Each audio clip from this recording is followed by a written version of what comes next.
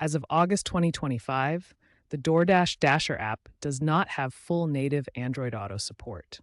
This creates challenges for delivery drivers who want seamless integration with their vehicle's infotainment system. Currently, Dashers rely on phone mounting solutions and voice commands to manage their deliveries while driving.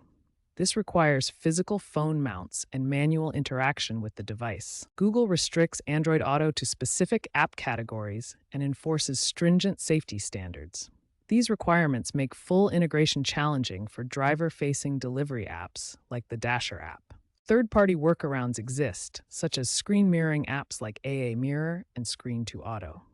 However, these solutions often violate terms of service and may require enabling developer options on Android devices. Despite current limitations, DoorDash has indicated plans for native Android Auto integration in the future.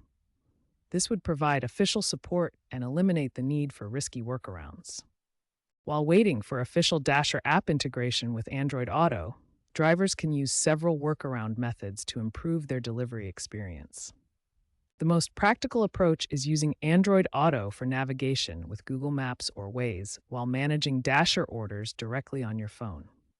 Voice Assistant integration provides hands-free control for basic functions, allowing drivers to stay focused on the road while managing essential tasks.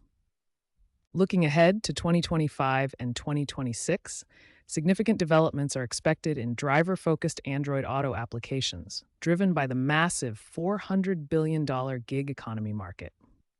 Most importantly, drivers should prioritize safety by using voice commands whenever possible and pulling over for any complex interactions with their devices.